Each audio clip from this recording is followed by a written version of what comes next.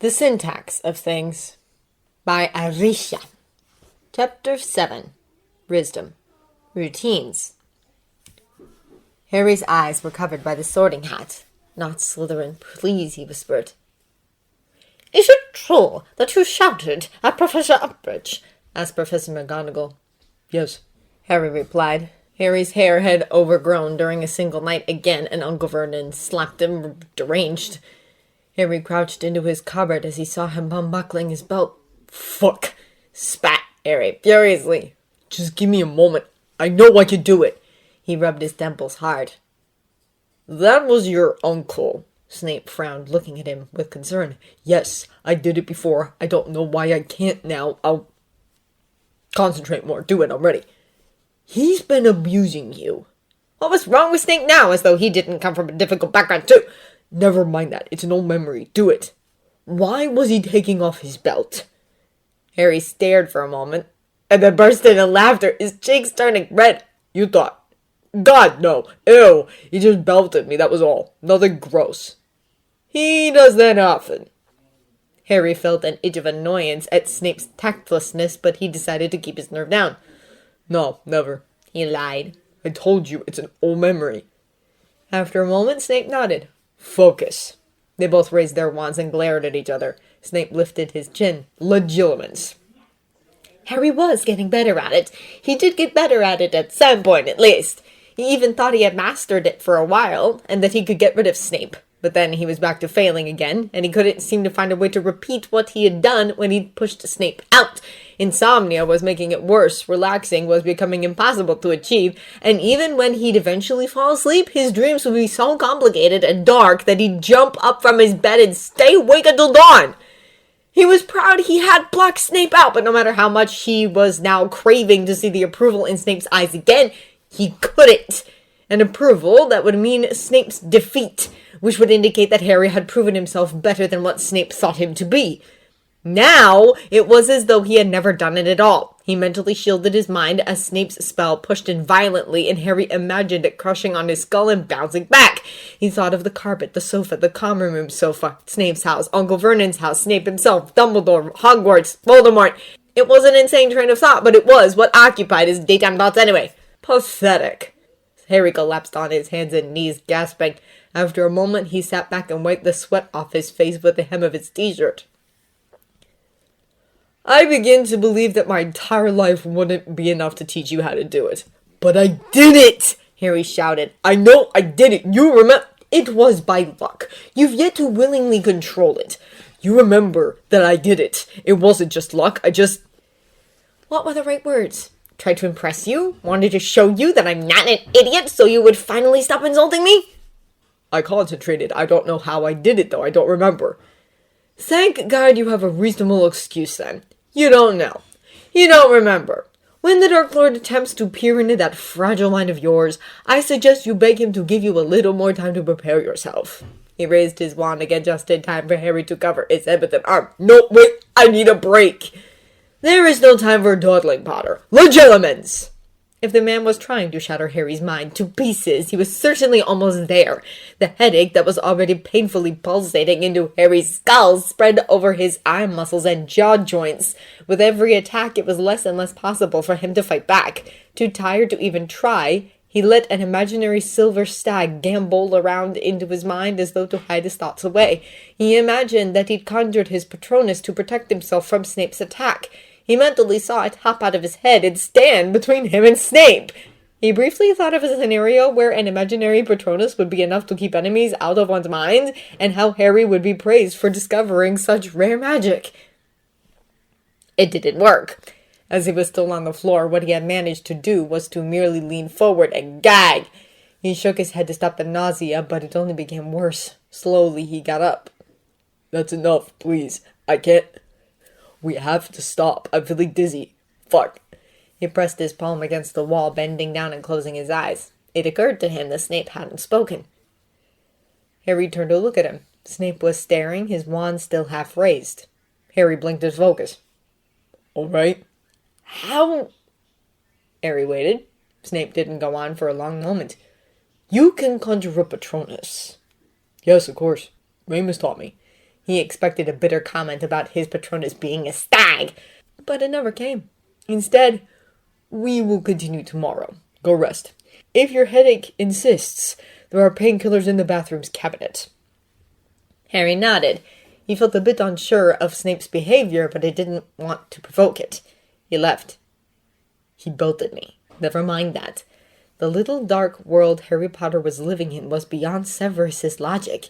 How could a 16-year-old boy be so used to abuse? And how couldn't he? A part of himself interfered. Severus had been in his shoes, a pair of shoes which Severus had grown out of, powerful instead of broken, if only for a single night in his life, if only to find the will to kneel before a master who'd killed the woman he loved, and promise him the world for his soul. It made sense because muggles were insane, dangerous, they were animals that slapped and cursed and beat and belted. The Dark Lord had elegance. His belief was that wizards should not behave like filthy muggles. Severus couldn't have helped himself. He had agreed. He had followed. Potter was different in all aspects, and yet he passed for normal to those who didn't look deep enough. Potter didn't do well with power. Power seemed to consume him. Concentrate. The word had gotten numb at the tip of Severus's tongue, throwing it at Potter with every chance. Concentrate.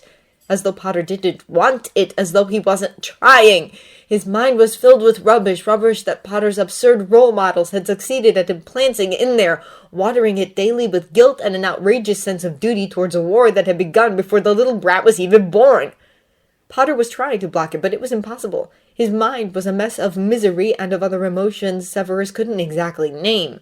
The grief was never expressed, the pain had never been let out. The boy was drowning in his own soul. "We will continue tomorrow. Go rest. If your headache insists, there are painkillers in the bathroom's cabinet." Potter ran.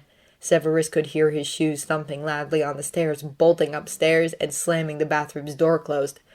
The ritual was known. Potter would throw water on his face, cold and plenty of it, and then he'd shower for a while, washing off the tension, probably washing Severus out of his mind.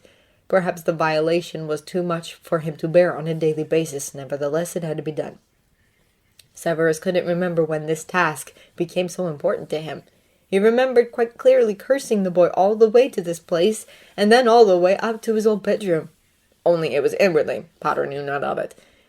Dumbledore did. There was no need to insult the man inwardly. Severus had allowed his rage to take control, and he'd shouted at Dumbledore the way Dumbledore deserved to be shouted at. Of course, the old bastard had kindly smiled back. Of course. He knew Severus would take Potter in eventually. He knew that Severus had no control over the situation, and that he'd sooner kill himself than ignore Dumbledore's orders. Severus turned the kitchen faucet on cruelly, and prayed for the hot water to come to him, forcing the freezing water on the boy. He hoped Potter was still showering. Revenge. A childish one. He felt ridiculous, and after a heartbeat he turned it off. Legilimency was an art used to penetrate and control the mind. It was, in cases, stronger than the imperious curse, undetectable, and more delicate. Nevertheless, a dark art. Not meant to be used on children. He didn't actually pity Potter, and he certainly wasn't worried about him. Perhaps it was just curiosity. It was Lily's son, after all. And then there was Potter's Patronus. Severus bit back a mirthless laugh, knowing that he would most likely let it snap free were he alone in the house. A stag. Of course it was to be expected. It was his father's Patronus too, which caused his mother's to be a doe, which caused Severus's to be a doe. Or maybe it was the other way around. It didn't really matter. He imagined the look on Potter's stupid face should he conjure his own Patronus in front of him. Idiotic things, Patronuses. Absolutely idiotic. On the other hand, Potter had already seen so much when it came to Severus's life, his Patronus wasn't likely to reveal more, and Potter had yet to begin asking indiscreet questions. Severus assumed that he was just waiting for the proper timing to maybe have his questions answered. It had never happened. Steps again. Potter was now heading to his bedroom, where he would take a nap until dinner time, which meant that he would talk to his bird and do nothing at all. Routines. One could easily get used to them. Severus had. He once had a perfectly calming routine in his life and home, a routine where sleeping at nights was an exquisite private pleasure and not an ongoing dread that he might wake up to screams and cries. A routine in which he was merely concerned about his own sleep deprivation and thoughts about Potter staying awake and torturing himself with memories of the past would never cross his mind. A routine in which, most importantly of all, there would be no one to burden him with nonsensical babbling all day long, alone, happy to be alone. Sighing, he climbed up the stairs and knocked on Potter's door twice. Just a sec. He waited. Potter opened the door, wearing his worn-out tracksuit bottoms and holding a wrinkled shirt. Severus had suddenly the suspicion that either Potter had been terrifyingly obese at some point in his life, or all his clothes belonged to someone else. The headmaster requested to see me, so I'll be gone for the afternoon. Did not expect me back before midnight, which is far too late for you to be awake. He made a pause to let the point sink in. I sincerely hope you are not foolish enough to go through my belongings again. If you touch anything, I'll know. If you break anything, you will pay for it. You are not to leave the house unless it's burning itself down. Potter nodded, making a face. What can't I come do? He grabbed the towel from his bed, dried his hair, and then passed it through his upper torso. At 16, James Potter was already a man. Harry Potter, on the other hand, seemed rather underdeveloped. His sparse chest hair was probably the only thing on him indicating that he was experiencing puberty. You have no business coming. Do as I said. And please do try and not burn the house down on purpose. Severus was already on his way downstairs when he heard the furious bang of the door slamming closed. Now, off to Dumbledore. Uninvited. The wonders of life, to be between Scylla and Charybdis. The old fool had done it. He'd found the thing he was looking for. It was hovering over the desk as Dumbledore inspected it closely. He looked up aghast, as though caught in the act of committing a crime, when Severus stormed into his mausoleum of an office and greeted him. Dumbledore didn't talk, didn't smile. Something was wrong. Am I interrupting something? Severus snarled. Even if he did, he couldn't care less. He bit back the urge to hack Dumbledore's head off, then take a deep breath and repeat on the foolish boy, who was now probably scanning every corner of his house for hidden treasures. For the life of him, Severus wouldn't step out now, even if Dumbledore was about to take a piss in the middle of the room. Severus, where is Harry? Safely locked into my property in which he had no business being in the first place. He glared. You came back to Hogwarts and didn't summon me. I thought it might have slipped your mind, so I decided to pay you a visit anyway. Which pretty much meant, if you believe I'll keep on changing Potter's diapers while you insist on keeping me in the dark, you'll be sorely mistaken! Dumbledore sighed as though he had the right to feel pushed. Do you recognize this? Severus seated himself across from Dumbledore and watched as the ring slowly descended to the desk. Severus dragged it across the desk with his wand. He hadn't seen it before, but the artifact was known to him. Marvolo Gaunt's ring, made during the Middle Ages and once belonged to one of the most powerful pureblood families. Where did you find it? It should belong to Slytherin now. Little Hangleton. Quite the journey, really. And it seems to be carrying a rather rare gift on it. He dared Severus with his eyes to take a look. Severus picked it up carefully and brushed a finger over it. If it's cursed, it must be destroyed, he said carefully. No, it can't be destroyed. That would be horrendous. Come on, Severus, you're smart. Look again. It's not cursed. The bastard was somehow enjoying this. He had discovered something quite fascinating, as it seemed, but Severus was impatient to get to the point. He looked again. He saw it. He let it fall on the table, and his mouth dropped open. His hand remained hovering, as though to grasp the realization and beat it into explaining itself. It occurred to him that Dumbledore was still smiling, his game heading as planned. It isn't supposed to exist, Severus muttered to himself. It's a mythical object. It never existed. But it does, Dumbledore said, his eyes glittering. Imagine the possibilities. He took it from the table and stroked it lovingly with a finger. Severus had a feeling that the resurrection stone was almost purring at them. The possibilities. Would you like me to begin from paranoia and madness, or from despair and agony? You should know better than want. Merlin knows what, let alone to tempt me, of all people. What do you think you'd hear? Congratulations, perhaps. Have you lost your mind? Is it your old age that makes your mind play oafish games, or haven't you thought that the Dark Lord must have somehow cursed the thing anyway to keep it to himself?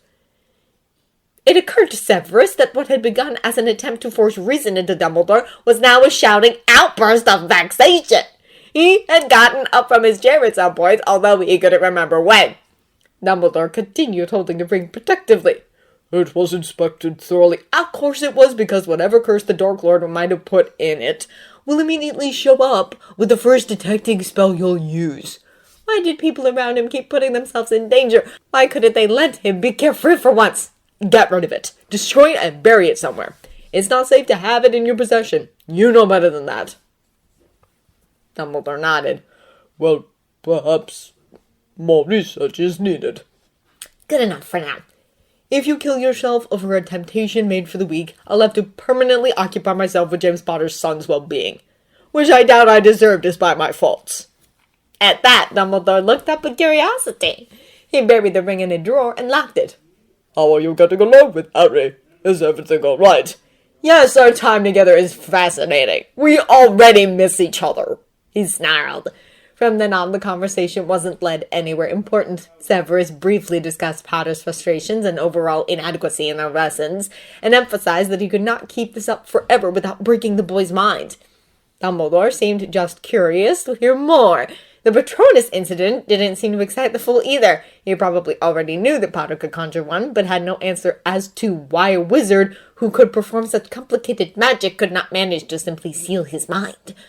Severus insisted that perhaps they should postpone the lessons until September, and focused hard on making Dumbledore understand the importance of the situation as it was. His attempts to change Dumbledore's mind passed in vain, and Severus had the suspicion that as he was as wanted here as Potter was in his home. The feeling that Dumbledore was waiting for him to leave so he can expect the ring again couldn't be brushed off. He promised Dumbledore to examine the item further and see for himself if it was cursed.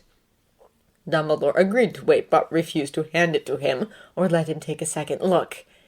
And the more Dumbledore listened carefully to his horrid experience of roofing Harry Bloody Potter, the more Severus became painfully aware that Dumbledore wasn't going to offer an alternative to the solution, nor help Severus out of it. He had to get along with Potter, as the headmaster plainly chose to name it. It simply wouldn't happen.